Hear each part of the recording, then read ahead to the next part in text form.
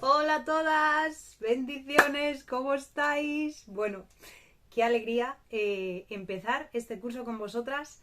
De verdad que espero, en el nombre de Jesús, que se nos abra la mente a todas y podamos entender, que sea ameno y que podamos entender, al menos quedarnos así con un poquito las bases de lo que es la nutrición. Vale, en este curso me voy a centrar en estos primeros vídeos en hablaros un poquito de cómo funciona el cuerpo, ¿vale? El sistema digestivo y demás. Sabéis que yo huyo de las palabras técnicas, huyo de ellas para hacerme entender mejor, pero sí que es cierto que en un curso con un calibre ya un poquito importante, es bueno, es muy bueno que aprendamos palabras técnicas, ¿vale? Para poder, en fin, para poder explicar y demás. Pues eso, decía que es necesario familiarizarnos con este tipo de lenguaje, ¿vale? Así que bueno, yo espero que os guste mucho. Cualquier duda, cualquier cosita o cualquier problema, tenéis mi email, ¿vale? Para poder consultarme lo que queráis, lo que no hayáis entendido y demás, ¿vale? Así que sin más, con mi boli de Harry Potter y mis chuletas, ¿vale? Y con el ordenador delante, yo lo que voy a ir haciendo es ir compartiendo con vosotras los gráficos y demás que he hecho, ¿vale? Para que podáis ubicaros y, en fin, podáis ver un poco, darle un poquito de forma a todo. Al menos entendemos un poquito, ¿no? Lo que es, mientras nos lo van explicando, pues algo visual que nos haga entenderlo mejor, pues todo sea eso, ¿no? Todo sea entenderlo mejor. ¿Vale, cariñetes? Pues nada, vamos a ello. Bueno, vamos a empezar entendiendo un poquito el cuerpo en el tema de la alimentación, ¿vale? Cómo es el acto alimentario, la digestión y la absorción, ¿vale? Es decir, ¿qué pasa cuando nosotros empezamos a comer? ¿Qué pasa cuando los alimentos entran ya dentro de nuestra boca? Que es ahí donde empieza la digestión, ¿no? A través de la saliva. Por tanto, vamos a empezar por ahí, ¿de acuerdo? Os cuento.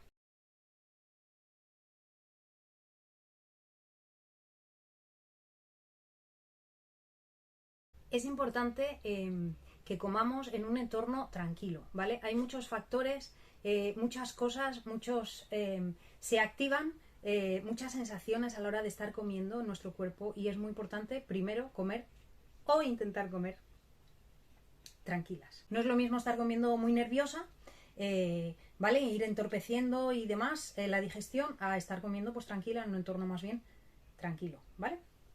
¿De qué consta la digestión? Básicamente, la digestión es el proceso por el cual extraemos los nutrientes de los alimentos, ¿vale? Nosotros ingerimos alimentos, es algo no solo placentero y agradable y demás, sino que comemos para nutrirnos. Somos capaces de extraer los nutrientes y transportarlos a la sangre, a la linfa, donde serán reconducidos hacia el hígado y ahí pues serán distribuidos, ¿vale?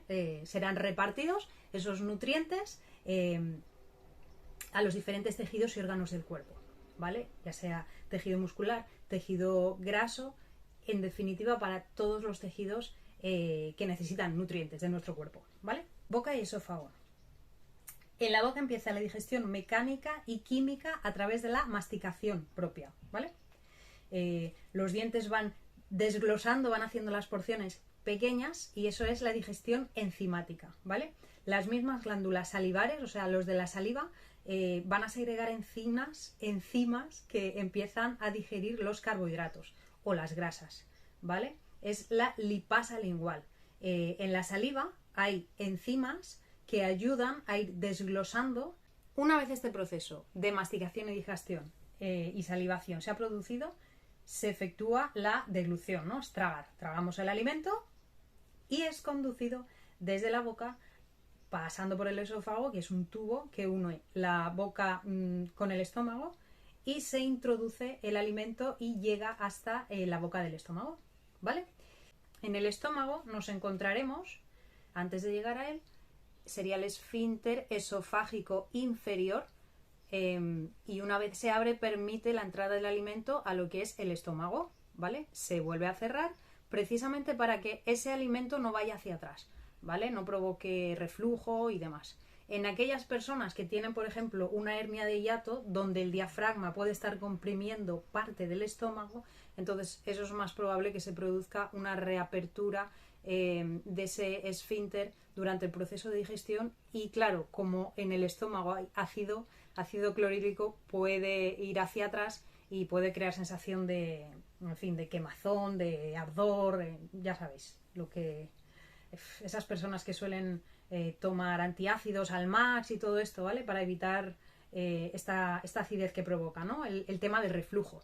Este tipo de personas que tienen hernia de hiato o padecen pues eso de reflujo y demás, es importante que no coman hasta llenarse, ¿vale? Es importante que no llenen del todo el estómago, que no abusen tampoco de bebidas con cafeína, en fin, hay que tener un poquito más de cuidado para no tener ese tipo de sensación. Evitar tumbarse después de las comidas y evitar hacer alguna actividad física después de comer muy intensa que haga que el diafragma no tumbarse y no hacer ejercicio inmediatamente, ¿vale? Habría una serie de recomendaciones que hacen que sea más difícil que el contenido del estómago pues vuelva hacia atrás, ¿vale? Eso hay que tenerlo en cuenta. El estómago conecta con el intestino delgado a través de un tubo que es el duodeno, ¿vale? El intestino delgado es un único tubo de 6-7 metros de largo, así más o menos, donde se diferencian tres zonas, el duodeno, que sería la primera etapa, el yeyuno y por último, la última parte, el ilio,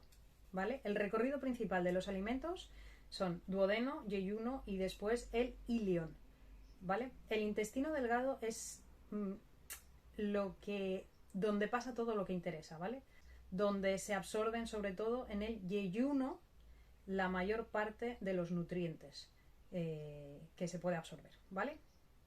El intestino no trabaja solo, trabaja principalmente con dos glándulas como son el páncreas y el hígado, ¿vale? El páncreas por un lado y el hígado por el otro. Comentaros que el intestino en su parte interna está formado por millones y millones de microvellosidades intestinales. Un intestino por dentro es como un cepillo, ¿vale? Es como es rugoso, ¿vale? Esas vellosidades permiten que haya una superficie de contacto con los alimentos, ¿vale? La superficie de absorción es muy muy alta, ¿vale? De ahí que el 90% podemos absorberlo, ¿vale? La capacidad absortiva del intestino es muy muy elevada, ¿vale? Por tanto, la mayoría de los nutrientes, macronutrientes, son absorbidos perfectamente a través de precisamente esa gran superficie vellosa de vellosidades que hay a lo largo y ancho de todo el intestino.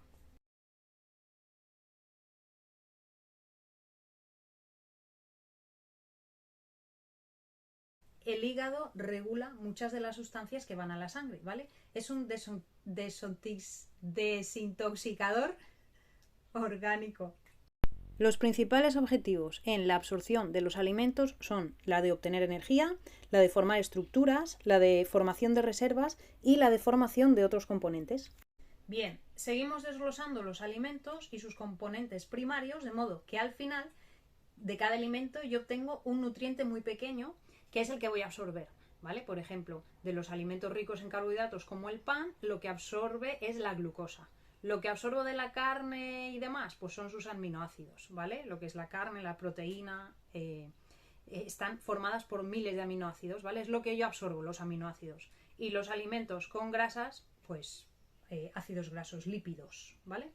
Los alimentos están formados por moléculas grandes. El cuerpo, mediante el proceso de digestión, es capaz de dividirlas en fracciones más pequeñas para posibilitar su absorción a través del intestino, que actúa en barrera fisiológica frente a patógenos. El intestino delgado sano del adulto absorbe de los carbohidratos glucosa, fructosa y galactosa, de las proteínas aminoácidos y péptidos, de las grasas micelas, de los ácidos grasos, colesterol y fosfolípidos, vitaminas, minerales y agua. Absorción de los carbohidratos.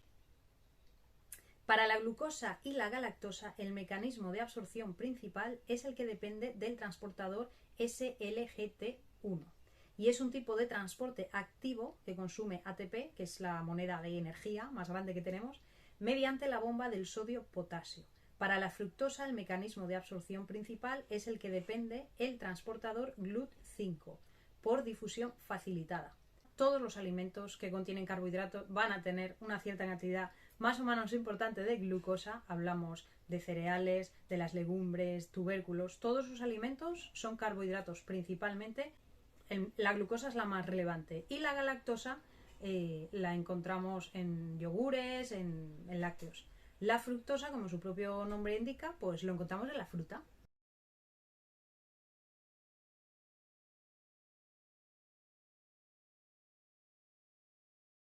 Por tanto, en principio, esta sería la absorción proteica de los aminoácidos. Únicamente los individuos no adultos, es decir, los bebés, los lactantes, los chiquitines pueden dejar pasar proteínas más grandes, péptidos más grandes, péptidos de más aminoácidos y demás, como son los anticuerpos, que por ejemplo están en el calostro de la leche materna. Por eso es tan importante que un bebé consuma leche materna, no leche de sustitución, sino leche de la propia madre sin tratar, para que precisamente conserve esas proteínas intactas sin desnaturalizar y que puedan mejorar la función inmunológica, ¿vale? Del bebé. Ayudan a que el intestino del lactante madure y madure mucho mejor. Por tanto, sea más improbable la aparición de alergias y demás, ¿vale? Las intolerancias y todo eso está asociado a la mala función del sistema digestivo, ¿vale? Entonces, cuando a un bebé le damos leche materna, estamos preparados para que el bebé en sí coja todo lo que necesita para que se desarrollen bien sus órganos.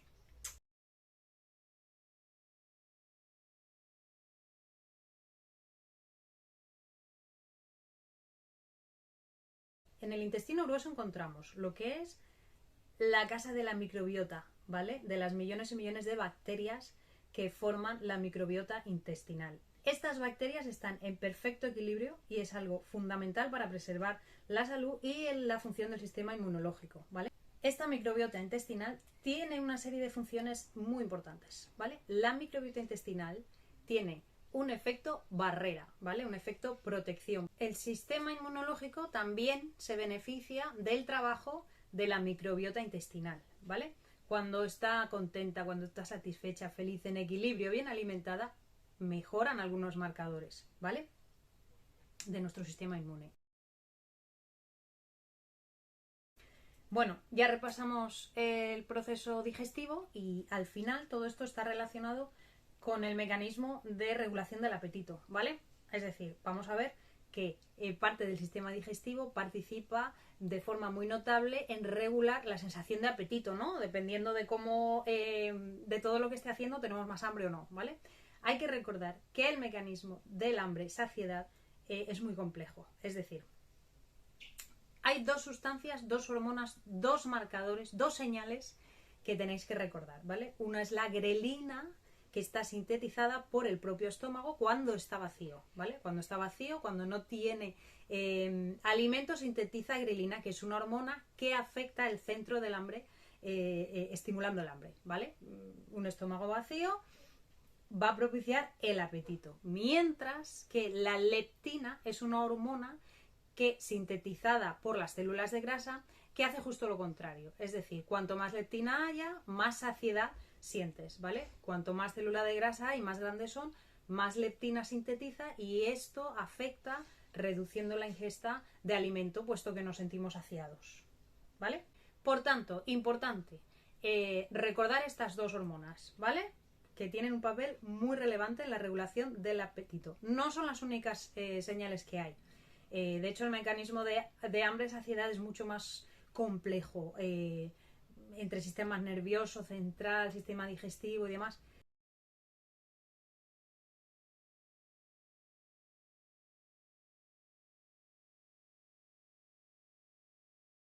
Hay un control ahí muy fino de la regulación del mecanismo de la saciedad, ¿vale?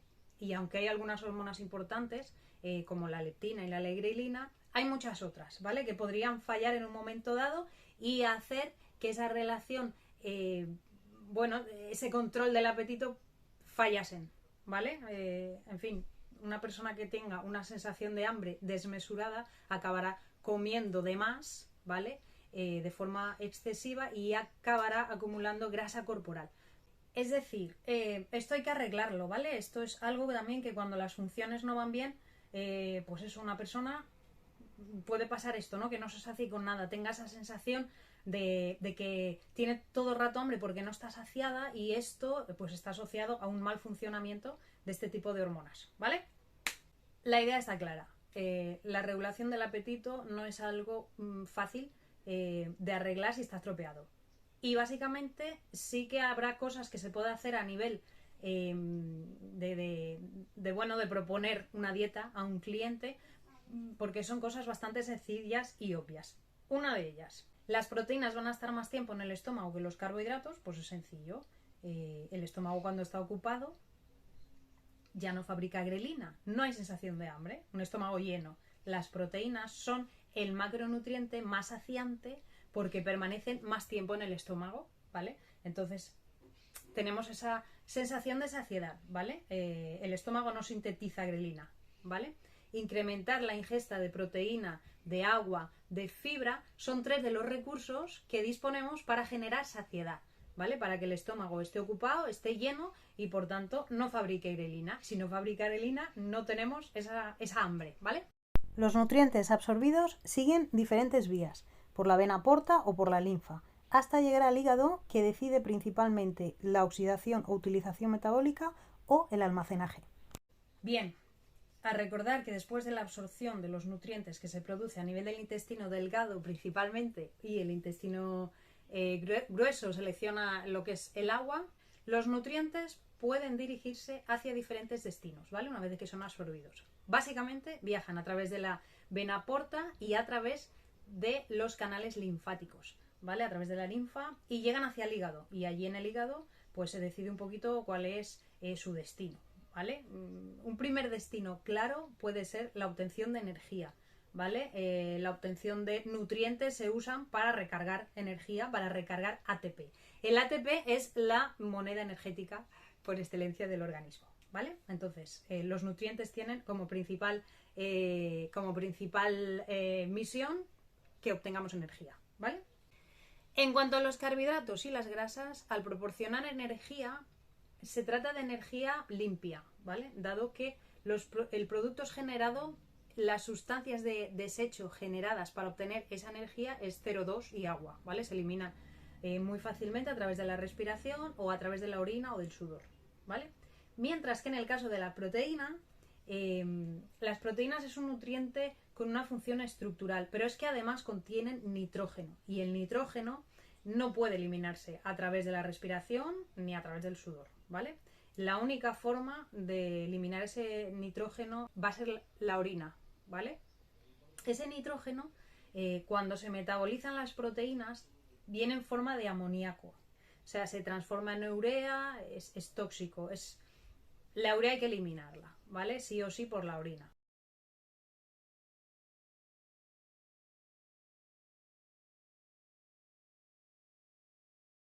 El otro destino posible de los nutrientes son de formar estructuras, ¿vale? Ese sí que será el destino principal de las proteínas. Básicamente los aminoácidos que absorbemos, las proteínas de la dieta, pues van a servir para que nuestro cuerpo, a partir de los ribosomas que se encuentran en las células y tal, sinteticen proteínas corporales.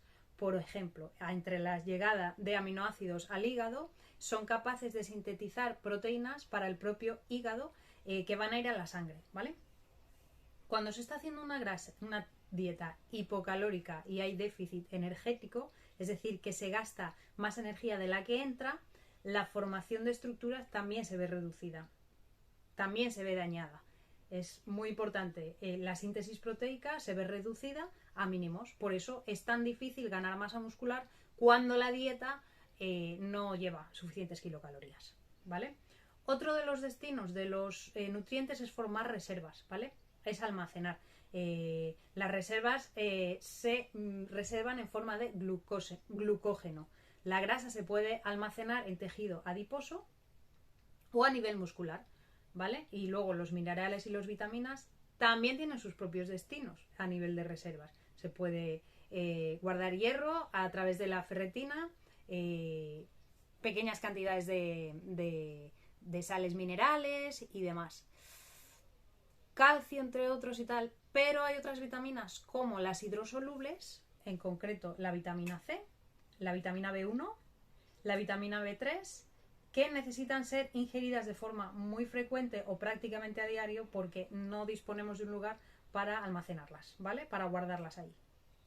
Por tanto, tras la absorción intestinal, los nutrientes vía sanguínea y vía linfática llegan hasta el hígado y el hígado decide cuál es su destino. Una parte se la queda él, otra parte pues la pasa para la circulación, precisamente pues eso, para que el uso de tejidos pueda ser utilizado, ¿vale? Lo va manejando, el hígado es el jefe de orquesta. Vamos uno a uno, cada uno de los diferentes macronutrientes para ver realmente qué sucede con ellos, ¿vale? En el caso de los carbohidratos, el hígado, con el carbohidrato que le llega, básicamente, principalmente será glucosa, ¿vale? La galactosa y la fructosa, que eran los otros monosacáridos, serán convertidos a glucosa, por tanto, lo que le llegará al hígado será glucosa en sí. En sangre va a circular glucosa, ¿vale? Los diferentes monosacáridos que le llegan al hígado, él tiene la capacidad de sintetizarlos, ¿vale? Por otros que necesita en ese momento. Puede sintetizarse glucógeno, ¿vale? Con la glucosa obtenida también puede almacenar como glucógeno hepático, ¿vale? La glucosa que no se utiliza se puede enviar a la sangre y el músculo, y el glucógeno pues es más bien el carbohidrato, la glucosa que se almacena en el músculo. También se puede oxidar cuando hay una alta demanda de energía por parte del organismo, pero también cuando los niveles de glucógeno hepático son altos. Y cuando al hígado le llega más glucosa, va a tratar de gastar toda la glucosa que pueda, dado que excesiva glucosa, tanto del hígado como en el resto de tejidos, podría llegar a ser tóxico. Luego, en cuanto los niveles de glucógeno son altos, buena parte de esa glucosa podría convertirse o podrían formar parte de ácidos grasos que acabarían siendo transportados a través de microproteínas, colesterol, VDL y demás, pero básicamente sería la conversión a grasa de los carbohidratos. Es decir, cuando hay mucho, se puede convertir en grasa, aunque no sea su principal función, ¿vale? No es su principal función. Lo que pasa es que cuando el cuerpo recibe muchísimo más cantidad de glucosa, es decir, de carbohidrato, tiene la capacidad de convertirlo en grasa, y en fin, todo es supervivencia y protección. O sea que mucho carbohidrato, grasa. El carbohidrato circulando en sangre es la glucosa, ¿vale? Y es primordial para algunos tejidos como los del sistema nervioso central, como el cerebro, ¿vale? También para los electrocitos y para algunas células y demás. En sangre siempre va a haber una cierta cantidad de glucosa, porque el cerebro la necesita, ¿vale? El cerebro come glucosa. Entonces, si no hubiera esa glucosa en la sangre, podríamos tener una lipotimia que, de no resolverse, podríamos hasta morir, dado que el cerebro siempre necesita cierta cantidad de glucosa. Por tanto, tiene que haber algún mecanismo que haga que, aunque yo no coma glucosa, aunque yo no coma carbohidrato, el cuerpo obtenga su glucosa, el cerebro obtenga su glucosa en sangre, ¿vale? Siempre tiene que haber un poco de cantidad. Entonces, ahí es donde entran unas hormonas importantes pancreáticas como la insulina y el glucagón, ¿vale? La insulina va a hacer descender los niveles de glucosa en sangre cuando están muy altos, y el glucagón hará justo lo contrario, ¿vale? Aumentará los niveles de glucosa en sangre cuando estos están muy bajitos, ¿vale? Entonces, cuando están bajos puede haber riesgo de la vida. Entonces, el glucagón es una hormona sintetizada por el páncreas que avisa al hígado, en fin, y el hígado es ahí el que corta el bacalao, ¿no? Entonces, el glucógeno hepático sirve para mantener los niveles de glucosa en sangre relativamente estables, ¿vale? Y tenemos una reserva de alrededor de unos 100 gramos o por ahí. Mientras el glucógeno muscular, cuyas reservas, bueno, solo sirve para proporcionar energía para el propio músculo. Es decir, el hígado es generoso, puede resolver, siempre y cuando reciba las órdenes, va a ser generoso y va a compartir su glucosa, pero el músculo no. El músculo es egoísta y no hay forma de que esa glucosa almacenada en el músculo sea solamente para las contracciones musculares, ¿vale? Él no lo comparte. Es importante conocer esa diferencia, ¿vale? El destino de las proteínas, también que llegan a través de aminoácidos al hígado, también tiene diferentes opciones. Por ejemplo, una posibilidad es que el hígado decida convertir un aminoácido a otro, ¿vale? Hay una conversión hepática ahí y el hígado puede coger un aminoácido que le sobre y convertirlo en otro que le haga falta. Eso no podrá hacerlo con todos los aminoácidos, ¿vale? Dado que hay unos aminoácidos esenciales que el cuerpo no puede sintetizar, ¿vale? Pero con los que no son esenciales, pues el hígado puede ir jugando en ir sintetizando unos y otros, ¿vale? Otra opción que tienen esos aminoácidos es sintetizar proteínas, proteínas hepáticas, proteínas de la sangre. Los aminoácidos, por tanto, pueden ser creados para sintetizar proteínas en tejidos corporales. Y la última opción sería convertir esos aminoácidos a glucosa, ¿vale? Los aminoácidos van a formar glucosa cuando los niveles de glucógeno hepático estén bajos. Cuando estemos, por decirlo así, llevando una dieta baja en carbohidratos, pues al cuerpo no le quedará más remedio que, si, como siempre necesita el sistema nervioso central glucosa en la sangre, pues al cuerpo no le va a quedar más remedio que convertir algunos aminoácidos a glucosa. Es decir, gluconeogénesis, ¿vale? Ese es el nombre que tiene, gluconeogénesis. Y se produce cuando los niveles de glucosa están muy bajos en sangre. Bien, recordamos aquí en el destino de las proteínas que cuando una persona está tomando batidos de proteína, algún suplemento en proteína, tiene que aumentar o está haciendo una dieta hipocalórica para engordar o para muscular y demás, tiene que beber agua, bastante agua, ¿vale? Porque sabemos que la proteína solo puede ser eliminada por la orina, ¿vale? Entonces hay que incrementar la cantidad de agua para que pueda eliminarse, ¿vale? La proteína en sí del cuerpo. O sea, solo se elimina por medio de la orina. O sea, que tenemos que beber muchísima agua. Por último, el destino de las grasas.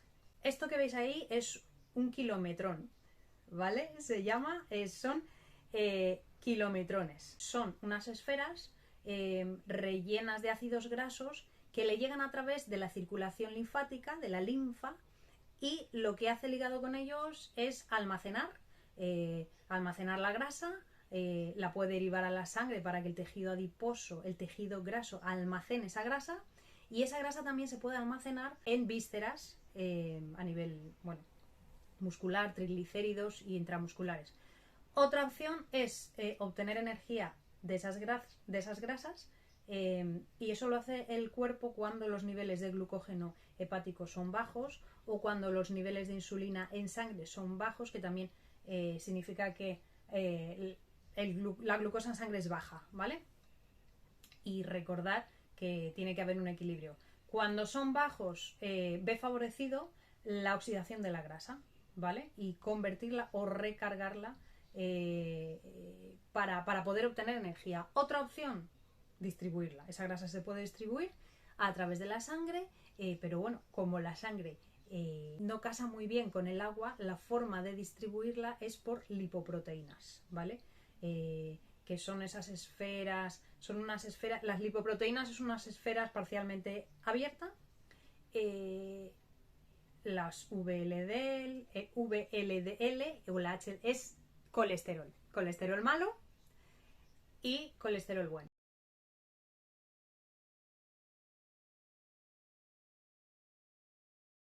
Hablamos del almacenaje, pero ahora vamos a hablar de la quema de grasas, ¿no? La oxidación. Para degradar esas grasas almacenadas, esos triglicéridos almacenados en el tejido adiposo, lo que habrá que hacer será esos triglicéridos romperlos y obtener esos 3 ácidos grasos y enviarlos a través de la sangre hacia los tejidos como el músculo, el hígado, que los degraden, ¿vale? Para obtener la energía, para obtener ATP, para resintetizar ATP se precisa 2 operaciones. Una, la lipólisis, ¿vale? Que es la rotura de esos triglicéridos y enviarlos a través de la sangre. Y otra, la metaoxidación. La betaoxidación es la degradación real de esos ácidos grasos, ¿vale? Por tanto, para quemar grasa hacen falta 5 pasos. Lipólisis en el tejido adiposo, transporte de ácidos grasos por la sangre, captación por el músculo, introducirlos ácidos grasos por la mitocondria y la beta-oxidación. Puede producirse los primeros pasos, lipólisis, transporte de ácido graso por la sangre, pero si el ejercicio no sigue o no se realiza, el músculo no realiza contracciones musculares, no se produce beta-oxidación. Es decir, el proceso puede quedar interrumpido. Por tanto, es un proceso, el de la pérdida de grasa, el de la degradación de la grasa, lento, que requiere un cierto tiempo, ¿vale? De ahí que cuando realizamos ejercicio físico no somos capaces como organismo de utilizar la grasa como fuente de energía principal hasta que generalmente no han pasado una serie de minutos, 20-30 minutos, donde todos estos procesos ya se han producido, ¿no? Y se puede realmente coger la grasa y utilizarlas como fuente principal de energía. Es cierto que cuando no llevas un cierto tiempo... A ver, quemar grasa siempre se quema, ¿vale? Y oxidar grasa siempre se oxida. Pero no se optimiza la capacidad del cuerpo a oxidar la grasa hasta que no se han producido todos estos pasos, ¿vale? Es decir, no es que no estés haciendo nada, ¿no? Es que a partir de los 30 minutos cuando se quema grasa, no, estamos metabolizando y demás. Pero es cierto que cuando no llevas un tiempo realizando el ejercicio, no se pueden cumplir estos 5 pasos. ¿Me explico? No es algo que estés haciendo que no sirva para nada, pero sí que para llegar a maximizar la quema de grasa tienes que estar un tiempo haciendo ejercicio, ¿vale? Resumiendo, aún empezando a oxidar las grasas, se puede revocar si paras en el momento que no debes. Tienes que hacer ejercicio.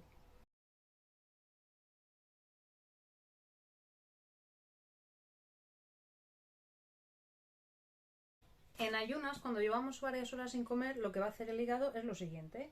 Primero, alimentar al cerebro. Básicamente le va a ceder su glucosa. El glucógeno hepático que tiene el hígado servirá para alimentar al cerebro.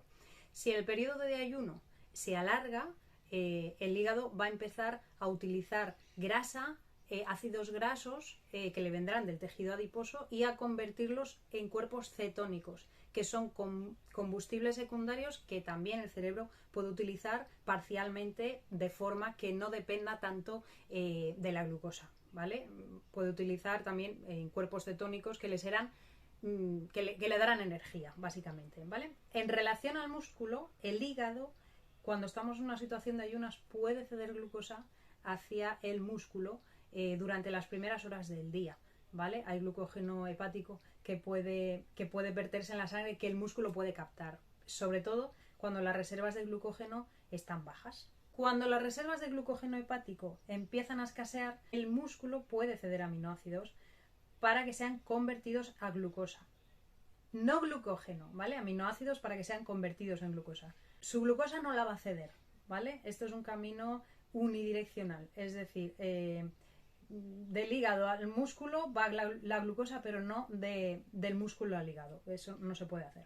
Respecto al tejido graso, mediante la lipólisis, en situación de ayunas, el tejido graso puede verter. Sus ácidos grasos pueden ser captados como por el hígado, ¿vale?